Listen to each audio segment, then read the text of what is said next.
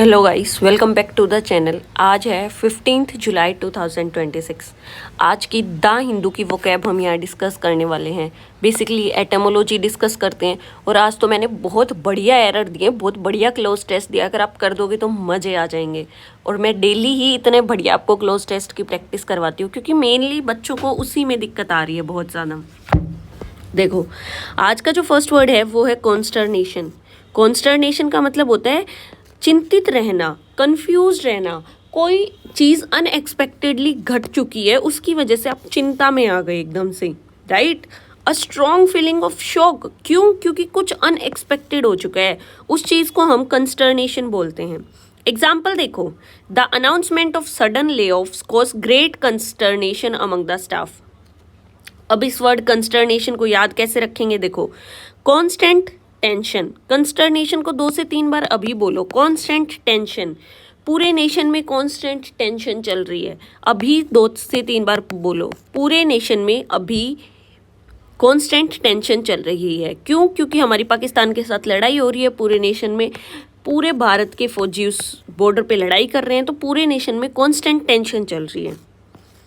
अब देखते हैं ये वर्ड आया कहाँ से। स्टर्नेयर से निकला हुआ वर्ड है। स्टर्नेयर का मतलब टू स्प्रेड आउट, कुछ चीज़ फैल गई। क्या फैल गई? टेंशन। थ्रो डाउन, नीचे गिरा देना, मतलब टेंशन हो जाना। अचानक कुछ चीज़ ऐसी हो गई जिसकी वजह से टेंशन हो गई। अब जो चीज़ अच्छी होगी, अप होगी, उसकी वजह से तो टेंशन होगी नहीं। तो थ्रो डाउन, कोई चीज़ नीचे गिरा देना, टेंशन हो जाना। सिनोनिम देख लेते हैं। Dismay, alarm, anxiety, bewilderment. कैसे याद रखेंगे बीवाइल्डरमेंट को? कि हम फॉरेस्ट में गए थे और वहाँ पे हमें वाइल्ड लाइन मिल गया, एकदम से वो वाइल्ड हो गया, हम डर गए, तो बीवाइल्डरमेंट। पैनिक, एंटोनियम्स देख लेते हैं। Calmness, composer, reassurance, confidence, serenity. Reporting में कैसे आता है? The data collected over several years. क्या कलेक्ट किया गया? बहुत सालों तक डेटा। तो ये तो एक्स्ट्रा इन्फॉर्मेशन है सब्जेक्ट के बारे में, इसका कुछ लेन देन है नहीं। Was presented to the board, इसमें एक वो है, क्या बोलते हैं, वर्ब। तो यहाँ पे ध्यान रखो एक बार के लिए। दूसरा, वेयर अपॉन क्या है? वेयर अपॉन है प्रीपोजिशन, और प्रीपोजिशनल फ्रेज हो गई है कि कंस्टर्नेशन कोज कर रहा है ये डेटा। तो ये भी एक्स्ट्रा इन्फॉर्मेशन हो गई, ये भी एक्स्ट्रा इन्फॉर्मेशन हो गई। अब यहाँ पे वर है, यहाँ पे वोज है। अब हमें देखना पड़ेगा कि डेटा है क्या। देखो, वैसे तो डेटा प्लूरल है और डेटम क्या है? सिंगुलर है। बट हमारी इंग्लिश के अंदर, हमारी जो टेक्निकली ग्रामर के अंदर, डेटा को सिंगुलर अनकाउंटेबल नाउन माना जाता है, राइट। तो अगर ये सिंगुलर अनकाउंटेबल नाउन है तो यहाँ तो वोज लगी है, जो चीज़ सही है। बट यहाँ वर आ गई तो ये चीज़ गलत हो गई, यहाँ पे भी वोज आनी चाहिए थी। आई होप आपको अच्छे से समझ आ गया होगा। अब देखते हैं, टू इन्फिनेटिव और टू वाले प्रीपोजिशन में बहुत कन्फ्यूजन होता है। To infinitive to plus verb की बेस फॉर्म लेता है। To preposition to plus object लेता है। अब प्रीपोजिशन के बाद ऑब्जेक्ट या नाउन क्यों आता है वो देखते हैं। देखो, प्रीपोजिशन 2 चीज़ें हुई थी इंग्लिश के अंदर। जब हम कुछ भी काम करते हैं अपने घर में तो हम बांट के ही तो काम करते हैं, ये काम आप कर लो, ये काम मैं कर लेती हूँ, ऐसे रूल्स बांट देते हैं एक दूसरे के, राइट। तो इसी तरीके से जब इंग्लिश में कंजक्शन बना तो उसका काम था कि भाई तू क्लोज को क्लोज से कनेक्ट करियो, या फिर किसी, मतलब 2 एक्शंस को जोड़ने का काम था कंजक्शन का, 2 वर्ब्स को जोड़ने का काम था। और ऐसे ही जब प्रीपोजिशन की बारी आई तो प्रीपोजिशन को कहा गया कि भाई तू 2 नाउन्स, 2 प्रोनाउन और 2 जीरंड को जोड़ने का काम करियो, क्योंकि जीरंड भी तो नाउन की तरह काम कर देते हैं। वर्ब के साथ आईएनजी लगा दोगे तो वो नाउन बन जाएगा। तो जब प्रीपोजिशन की बारी आई तो कहा कि तू 2 नाउन को जोड़ने का काम करियो। अब देखो, इतनी चीज़ आपको समझ आ चुकी है कि टू वर्ब की बेस फॉर्म लगती है और एक में टू और वर्ब की फॉर्म प्लस आईएनजी लगती है। क्यों? क्योंकि जब प्रीपोजिशन वाला टू होता है तो आईएनजी लगेगा, वो ऑब्जेक्ट की तरह या नाउन की तरह काम करेगा। और टू बेस की फॉर्म होगी तो इन्फिनेटिव लगेगा। अब देखते हैं इन्फिनेटिव होता क्या है। देखो, इनफाइनेटिव, इन्फिनेटिव की मतलब क्या होता है? इनफाइनाइट। इनफाइनाइट मतलब उस चीज़ को आप लिमिट नहीं कर सकते, उस वर्ब को आप टेंसेस लगाकर लिमिट नहीं कर सकते। तो आपको इस तरीके से हमेशा याद रहेगा कि टू प्लस वर्ब की फर्स्ट फॉर्म के साथ ही आता है, कोई और यहाँ फॉर्म आती नहीं। क्योंकि इनफाइनाइट रखना है, इसको टेंस की फॉर्म्स लगाकर, टेंस का प्रभाव डालकर इस वर्ब की फॉर्म को लिमिट नहीं कर सकते। तो हमेशा टू के साथ वर्ब की फर्स्ट फॉर्म ही आएगी, राइट। अब बात करते हैं कि हम इन्फिनेटिव लगाते क्यों हैं, वो और समझ लेते हैं, फिर हम अपना सेंटेंस करेंगे। देखो, मैं एक जगह लिखूँ आई वॉन्ट टू ईट, मैं कुछ खाना चाहती हूँ। अब वॉन्ट भी वर्ब है, ये जो वर्ब है वॉन्ट, ये आई के अकॉर्डिंग चेंज होगी, राइट। और ये जो वर्ब है टू ईट, ये वाली ईट अब आई के अकॉर्डिंग नहीं चेंज होगी। तो इन्फिनेटिव बनाने का मतलब होता है कि उस इन्फिनेटिव लगा के हमने ये बता दिया कि अब ये वर्ब के ऊपर सब्जेक्ट का भी असर नहीं पड़ेगा और टेंस का भी असर नहीं पड़ेगा। इन्फिनेटिव का मेन काम ही ये होता है। इन्फिनेटिव का मतलब ही होता है वर्ब की फर्स्ट फॉर्म की उसको लिमिटलेस रखना है, उसको टेंस देकर लिमिट नहीं कर देना। ये चीज़ अगर दिमाग में रखोगे कभी नहीं भूलोगे, बिलीव में कभी नहीं, कभी कंफ्यूज नहीं होगे, आपके पेपर में फटाक दे से याद आएंगे। अब देखते हैं, the board look forward to discuss the data further, right. अब देखो, लुक्ड फॉरवर्ड टू आपने कहीं पढ़ा हुआ है? मेरे को तो ये प्रीपोजिशन लग रही है, प्रीपोजिशनल फ्रेज लग रही है। लुक फॉरवर्ड टू, किसी चीज़ का बेसब्री से इंतजार करना लुक फॉरवर्ड टू कहलाता है। तो आपको ध्यान रखना है कि ये जो लुक फॉरवर्ड टू है ये एक प्रीपोजिशनल फ्रेज है। तो यहाँ पे जो टू है वो प्रीपोजिशन की तरह आ रहा है। और मैंने बताया ना, जब टू प्रीपोजिशन की तरह काम करेगा तो डिस्कस नहीं आएगा, इसके साथ आईएनजी लगेगा। आई होप आपको अच्छे से समझ आ गई होंगी सारी बातें, बहुत अच्छे से, बहुत कुछ नया लॉजिकल पता लगा होगा कि इन्फिनेटिव में वर्ब की फर्स्ट फॉर्म ही क्यों होती है, क्योंकि उसे इनफाइनाइट रखना है, उसको लिमिटलेस रखना है, राइट। प्रीपोजिशन के बाद टू के बाद सिर्फ नाउन ही क्यों आता है? तो कुछ चीज़ों का रीज़न जब क्लियर हो जाता है तो वो लंबे टाइम तक दिमाग में स्टे करती हैं, राइट। अब देखो, upon the data was reviewed, यहाँ वॉज तो ठीक है, द पैनल रीच्ड इस डिसीजन। देखो, अपॉन क्या है? प्रीपोजिशन। प्रीपोजिशन का काम क्या है? नाउन को नाउन से जोड़ना, राइट। लेकिन द डेटा सब्जेक्ट हो गया, वॉज वर्ब हो गई, यहाँ पे सब्जेक्ट हो गया, रीच्ड वर्ब हो गई, इसने तो क्लोज को क्लोज से जोड़ दिया। तो सीधा देखो, अपॉन यहाँ पे सब्जेक्ट और वर्ब है, यहाँ पे सब्जेक्ट और वर्ब है, ये तो गलत हो गया। प्रीपोजिशन तो नाउन को नाउन से जोड़ता है ना, तो यहाँ पे नाउन लेके आओ। Upon reviewing the data the panel reached इस डिसीजन, राइट। आई होप आपको अच्छे से समझ आ गया होगा। जैसे ही, अपॉन का मतलब ही होता है जैसे ही, और ये प्रीपोजिशन है एक, right. Next word is gullible. Gullible का मतलब होता है जो इजीली धोखा खा जाए, जो इजीली फूल बन जाए, जो दूसरों पर इजीली ट्रस्ट कर ले, ऐसे पर्सन को हम गलीबल बोलते हैं। ये मोस्टली एडजेक्टिव के रूप में यूज होता है। एग्जाम्पल देखते हैं, the gullible investor lost his savings to fraudulent scheme promising quick riches। अब गलीबल को याद कैसे रखेंगे? देखो, इस तरीके से याद रख सकते हो, गुल्लक से रिलेट करो गलीबल को। कितना भोला आदमी था, उसने अपना गुल्लक ही हमें दे दिया। कितना शरीफ आदमी था, हमने उसको बेवकूफ़ बना के उसका गुल्लक ही ले लिया। तो इस तरीके से गलीबल याद रखा जा सकता है। दूसरा एक तरीका और है, देखो, गलीबल के अंदर गल आया हुआ है, और मतलब हमारे पंजाब में गल किसको बोलते हैं? बातों को। तो इतनी मीठी मीठी बातें करके, इतनी मीठी मीठी गल करके मुझे फंसा ले गया। तो इस तरीके से भी गलीबल याद रख सकते हो, राइट। अब देखते हैं, गल का मतलब ही होता है टू डिसीव। सही बात है भाई, बात करने वाला हमेशा पागल ही बनाता है, एक्शन लेने वाला सही रहता है। तो गल का मतलब होता है टू डिसीव या फिर चीट। आपको ये चीज़ ध्यान रखनी है। सिनोनिम देख लेते हैं, नाइव। नाइव का मतलब नया नया ना, अभी उसे कोई एक्सपीरियंस नहीं है, कति नया है भाई वो, नाइव। क्रेड्यूलस, अगर नया है तो कोई भी धोखा भी दे सकता है उसको। क्रेड्यूलस मतलब एक आदमी ने कहा कि भाई तू मेरे अकाउंट में 5,000 रुपये क्रेडिट कर दे प्लीज़, मैं बीमार हूँ, मेरी माँ बहुत ज़्यादा बीमार है, हॉस्पिटलाइज है, और आपने फटाक दे से 5,000 कर दिए, जबकि वो नौटंकी कर रहा था। तो क्रेड्यूलस को इस तरीके से याद रख सकते हो। Trusting, unsuspected, easily deceived. Antonyms देख लेते हैं, sceptical, suspicious, wary, shrewd. Shrewd का मतलब तेज होता है। डिसर्निंग, अब देखते हैं कैसे फंसाता है एरर स्पॉटिंग में। The criteria for judging the context was explained to the gullible newcomers, whereupon they agreed without question. देखो, वेयर अपॉन आ गया, ये तो एक्स्ट्रा इन्फॉर्मेशन है।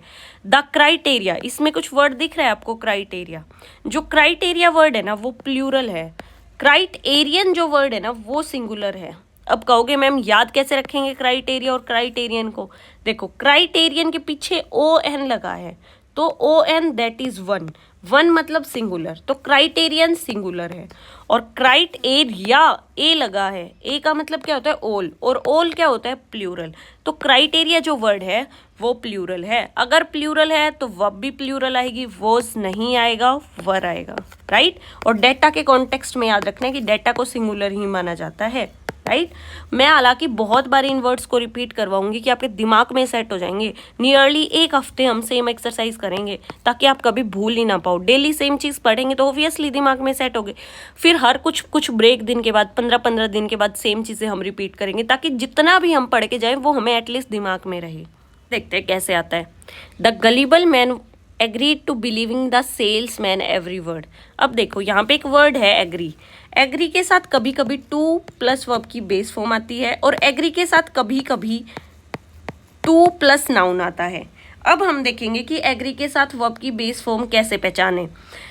एक चीज़ आपको ध्यान रखनी है, अगर कोई किसी एक्शन करने के लिए राजी हुआ है ना, कोई एक्शन होने के लिए अगर कोई राजी हुआ है, कोई एक्शन होने के लिए, कोई एक्शन करने के लिए, तो हमेशा टू प्लस वर्ब की फर्स्ट फॉर्म आती है एग्री वर्ड के साथ। ये इसका फिक्स सा पैटर्न है एग्री वर्ड का। आप चाहो तो एक छोटे से उस पर लगा के और अपनी टेबल के साइड में चिपका लो ये बात, राइट। और वैसे तो मैं इतना रिपीट करवाऊंगी इन वर्ड्स को, एग्री, डिटरमाइंड, जो फिक्स प्रीपोजिशन रखते हैं या कई बार अलग अलग जगह अलग अलग तरीके से यूज होते हैं ताकि हमें क्लियरली डिफरेंस समझ आ जाए। अगर आपको आज थोड़ा कम भी समझ आ रहा है तो कल डेफिनेटली इन्हीं वर्ड्स के साथ मतलब दोबारा खेलेंगे, दोबारा हमें अच्छे से समझ आएगा। अब देखो, the gullible man agreed to believe the salesman, believe करवा लिया ना उसने अपने हर वर्ड के साथ, तो उसने राजी करवा लिया ना। और मैंने बताया कि 2 तरीके से यूज होता है, एक तो एग्री के साथ टू प्लस नाउन लगता है और एक एग्री के साथ टू प्लस वर्ब की फर्स्ट फॉर्म लगती है। जब भी ऐसे राजी करवाने की सेंस होगी ना तो एग्री के साथ हमेशा टू प्लस वर्ब की फर्स्ट फॉर्म आएगी, नाउन नहीं आएगा। तो यहाँ बिलीविंग गलत है, बिलीव ठीक है, राइट। अब थर्ड वर्ड देखते हैं, सॉरी ये वाला एरर रह गया, ये देखते हैं। Upon he heard the offer, वही ही सब्जेक्ट, ये क्लोज, ये सब्जेक्ट, ये वर्ब, तो पूरे क्लोज को कनेक्ट कर दिया और यहाँ पे आपने प्रीपोजिशन लगाई है तो इसको नाउन के रूप में कन्वर्ट करना पड़ेगा। Upon hearing the offer, right, hearing. I hope आपको अच्छे से चीज़ें समझ आ रही होंगी। Next word is avarice. Avarice जो है मोस्टली नाउन के रूप में यूज होता है। एवराइज का मतलब होता है मतलब मटेरियल गेन के लिए बहुत लालची हो जाना, एक्सट्रीम ग्रीड फॉर वेल्थ, एवराइज कहलाता है। अब एवराइज को याद कैसे रखेंगे, देखो एवराइज के अंदर एक वर्ड है आखिरी में आइस, मतलब आपका दिल इतना कठोर हो गया जो सिर्फ पैसा ही पैसा देखता है, आपको पता ही नहीं है इंसान बीमार पड़ा है, आपको तो सिर्फ अपना पैसा दिख रहा है। तो एवराइज को इस तरीके से याद रख सकते हैं कि एक ऐसा आदमी जो एक्सट्रीम ग्रीड रखता है वेल्थ के लिए, मटेरियल गेन्स के लिए। एग्जाम्पल देख लेते हैं।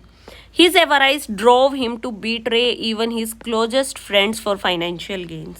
अब देखो ये वर्ड अवेयर से निकला हुआ वर्ड है जिसका मतलब होता है क्रेव करना। और आप किस चीज़ का सबसे ज़्यादा क्रेव करते हो, पैसे को सबसे ज़्यादा क्रेव करते हो। और एवारिशियस इसकी एडजेक्टिव फॉर्म है, राइट। तो आपको ये चीज़ ध्यान रखनी है। सिनोनिम देख लेते हैं, greed, cupidity, covetousness, acquisitiveness, rapacity. Antonyms देख लेते हैं, generosity, charity, altruism, contentment, selfness. अब देखते हैं एरर स्पॉटिंग में कैसे आता है। Rising avarice among executive is one of the several phenomena, right, that was studied by economics where upon new regulations were proposed. एक तो ये है वॉज, एक ये वर है। दोनों चीजें देखते ही आपको समझ आना चाहिए कि कुछ तो खेल है कि वर्ब अलग अलग आए हुए हैं। अब किस वर्ड के रिलेटेड खेल है ये आपको ढूंढना पड़ेगा।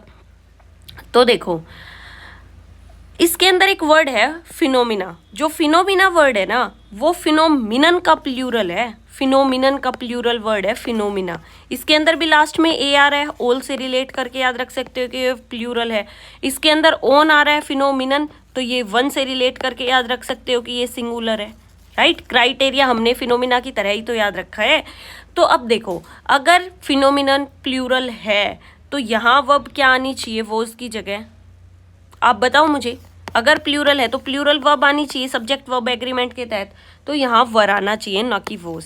बहुत इजीली मैं चीज़ें याद करवाऊंगी और इतना रिपीट करवाऊंगी ना आपको मज़ा आ जाएगा। अब देखते हैं, his avarice led him objecting to sharing profit with any other partner. देखो ऑब्जेक्ट टू एक फिक्स्ड प्रीपोजिशनल फ्रेज है, राइट। और लेड समवन टू वर्ब की फर्स्ट फॉर्म भी फिक्स है, राइट अगर लेड समवन टू आ जाता है तो आप नाउन भी लगा सकते हो, मे बी ये प्रीपोजिशन वाला नाउन हो, लेकिन कैसे पता लगेगा? अगर किसी रिजल्ट तक आपको पहुंचना है ना तो लेड समवन टू के बाद नाउन आएगा, किसी रिजल्ट तक अगर आपको पहुंचना है, राइट। और अगर आपको कुछ करने के लिए आप प्रेरित हुए हो तो हमेशा ये इन्फिनेटिव की तरह काम करेगा। आपको बस ये दो चीज़ें लेड के रिगार्डिंग ध्यान रखनी है। अगर किसी मिस्टेक तक पहुंचना है, किसी रिजल्ट तक आपको पहुंचना है तो लेड टू हमेशा नाउन लेगा। और अगर आप किसी को प्रेरित कर रहे हो कुछ करने के लिए तो लेड समवन टू वर्ब की फर्स्ट फॉर्म लेगा, राइट। अब आपको सेंटेंस में ही दोनों डिफरेंस देखने पड़ेंगे। His avarice led him objecting, वो कुछ करने से रोक रहा है ना, ऑब्जेक्ट कर रहा है कि मैं प्रॉफिट्स को शेयर नहीं करूंगा, कुछ करने से रोक रहा है, तो यहाँ पे लेड हिम के बाद टू प्लस वर्ब की फर्स्ट फॉर्म आनी चाहिए, पहली बात तो ये चीज ठीक करो। ऑब्जेक्टिंग कैसे है भाई? टू ऑब्जेक्ट लेके आओ। और जो ये वर्ड ऑब्जेक्ट टू है ना, ये एक फिक्स प्रीपोजिशनल फ्रेज की तरह काम करता है, तो ऑब्जेक्ट टू के बाद हमेशा वर्ब की आईएनजी फॉर्म आनी चाहिए। आपको ये चीज चेक करनी है, बहुत कॉमन एरर पूछती है एसएससी ये वाला, राइट। तो ऑब्जेक्ट टू शेयरिंग ही है, राइट। आई होप आपको अच्छे से समझ आ गया होगा। लेड के दो पैटर्न हैं। पहला पैटर्न, अगर आप किसी रिजल्ट तक पहुंचना चाहते हो तो वो नाउन लेगा अपने बाद में, टू के बाद में। और अगर आप कुछ करने के लिए प्रेरित कर रहे हो तो वो टू के बाद में वर्ब की फर्स्ट फॉर्म लेगी। वो यहाँ क्या करने के लिए प्रेरित हो रहा है कि भाई मैं तो अपने प्रॉफिट शेयर नहीं करूंगा, मुझे तो लालच आ गया है, तो वो उस क्रिया को करने के लिए प्रेरित हो रहा है ना कि प्रॉफिट शेयर नहीं करूंगा, कुछ एक्शन पे थोड़ी पहुंच रहा है, राइट। तो इस तरीके से next word is bereft. Bereft mostly adjective के रूप में यूज होता है। बिरेफ्ट का मतलब होता है कुछ चीज़ों से आपको डिप्राइव रख देना, कुछ डिजायरेबल या वैल्यूएबल चीज़ों से डिप्राइव रख देना बिरेफ्ट कहलाता है। Left without something important bereft कहलाता है। एग्जाम्पल देखते हैं। After the fire destroyed his home he felt utterly berefted of hope. मतलब जैसे ही उसका घर जला वो एकदम से ऐसा हो गया कि डिप्राइव सा हो गया एक वैल्यूएबल चीज से, कि उसके पास तो मतलब घर भी नहीं है, राइट। बिरेफ्ट को याद कैसे रखेंगे? देखो बी प्लस रेफ्ट, रेफ्ट को रिफ्ट वैली से कनेक्ट करो। आपने ये वर्ड रिफ्ट सुना होगा, रिफ्ट का मतलब दरार, रिफ्ट। तो बिरेफ्ट का मतलब दरार आ गई आपकी और आपके उस चीज के बीच में, आपको डिप्राइव कर दिया गया, आपको उस चीज तक पहुंचने नहीं दिया गया, तो यहाँ से बिरेफ्ट याद रख सकते हैं। बी का मतलब होता है इंटेंसिव, और रेफियन का मतलब ही होता है टू प्लंडर, लूट पाट मचा के ले चुके वो, राइट। तो और इसी के रूट वर्ड है बिरीव। आपको कुछ समझ आ जाएगा देखते हैं कि कुछ लूट पाट से रिलेटेड है, और यही एटेमोलॉजी का फायदा भी है, बिरीवमेंट। यही एटेमोलॉजी का फायदा भी है कि आपको वर्ड देखते ही समझ आ रहे हैं कि कुछ ऐसा होगा इसका मतलब, राइट। सिनोनिम देखते हैं। Deprived, devoid, lacking, stripped, robbed. Antonyms देख लेते हैं। Full, abundant, endowed, blessed, rich. Error spotting में कैसे ये वर्ड पूछा जाता है? The media was quick to report that the family was, जो फैमिली थी उसको, तो ये वॉज तो ठीक है क्योंकि फैमिली के अकॉर्डिंग आना चाहिए। The family was left bereft upon, whereupon, ये तो एक्स्ट्रा सेंटेंस हो गया, प्रीपोजिशनल फ्रेज हो गई, एक्स्ट्रा इन्फॉर्मेशन हो गई, राइट। अब देखो द मीडिया वॉज, इसमें ही कुछ गड़बड़ लग रही है। अब देखो मीडिया जो वर्ड है ना, ये टेक्निकली प्लूरल है। किसका? मीडियम का। जो मीडियम है, राइट, वो सिंगुलर वर्ब है, और जो मीडिया है वो प्लूरल है। और अगर मीडिया प्लूरल है तो इसके साथ वर्ब भी तो प्लूरल आनी चाहिए, वर आनी चाहिए। मैं आपको इतनी बार रिपीट कराऊंगी, इतने सेंटेंसेस किया करेंगे हम डेली के 15 आज 15 सेंटेंसेस ऑलमोस्ट हो गए क्लोज टेस्ट के, वो भी न्यूज़पेपर के हिसाब से। कितना मजा आ रहा है यार करने में। अब देखो, she was determined not resigning herself to feeling bereft. अब जैसे ही डिटरमाइंड आया, आपने देख लिया, ये जो डिटरमाइंड वर्ड है ना, ये मतलब क्या बताता है? एक स्टेट बता रहा है ना कि उसने ये डिटरमाइन कर लिया, उसकी मेंटल स्टेट बता रहे हैं ना, तो ये एक एडजेक्टिव हुआ ना। और आपको पता है कि एडजेक्टिव के साथ टू लगता है और उसके साथ वर्ब की बेस फॉर्म लगती है, राइट। यहाँ पे नॉट रिजाइनिंग नहीं आएगा, नॉट टू रिजाइन आएगा यहाँ पर, राइट। क्योंकि ये डिटरमाइन, क्या डिटरमाइन कर रहे हो, क्या उसकी मेंटल स्टेट है, वो क्या सोच रही है, वो क्या डिटरमाइन करना चाह रही है, राइट। तो डिटरमाइंड टू प्लस वर्ब की बेस फॉर्म आती है, तो यहाँ रिजाइनिंग नहीं आएगा, रिजाइन आएगा, right. Upon she realised her loss she felt completely bereft. Upon she subject दे दिया आपने, वर्ब दे दिया आपने, सब्जेक्ट दे दिया, वर्ब दे दी। दो क्लोज को जोड़ने का काम कंजक्शन का होता है, प्रीपोजिशन का नहीं, तो हमें यहाँ नाउन देना पड़ेगा। रियलाइजिंग हर लॉसेस आएगा यहाँ पर, right. Next word is ensemble. Ensemble, ensemble का मतलब होता है ग्रुप ऑफ थिंग्स और पीपल एक्टिंग और performing together as a whole. मतलब कोऑर्डिनेटेड वे में एक म्यूजिकल ग्रुप को, एक म्यूजिकल परफॉर्मेंस को या डांस परफॉर्मेंस को एनसेम्बल कहते हैं। सारे मिल गए। सेम्बलेंस का मतलब क्या होता है? टुगेदर, एक साथ आ जाना। तो सब लोग एक साथ आ गए। A group of item, people या परफॉर्मर्स जो एक सिंगल यूनिट की तरह काम करते हैं, उनको एनसेम्बल बोलते हैं। Right, the jazz ensemble perform beautifully together at the evening concert. Right, ensemble किसकी तरह साउंड कर रहा है? Assemble. Ensemble sounds like assemble. Assemble का मतलब सब लोग इकट्ठा हो गए, सब एक ही जगह पर आ गए और एक कोऑर्डिनेटेड वे में परफॉर्मेंस दे रहे हैं, दैट इज कॉल्ड एनसेम्बल। इसके अंदर बेसिकली दो वर्ड हैं। इन का मतलब इन, अंदर आ जाना सबका, और सिमल का मतलब at the same time, same time पे सब अंदर आ गए, इन सिमल। राइट, एनसेम्बल के अंदर ये रूट वर्ड्स हैं। राइट, सिनोनिम देख लेते हैं। Group, troupe, cast, collection, outfit. Antonyms देख लेते हैं। Individual, solo, single item, fragment, isolate. Error spotting में देखते हैं कैसे पूछा जाता है।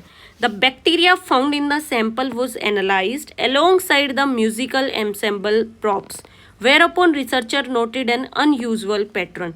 जब साइड में म्यूजिकल परफॉर्मेंस चल रही थी तो बैक्टीरिया का जो सैंपल था वो अनयूजुअल पैटर्न शो कर रहा था।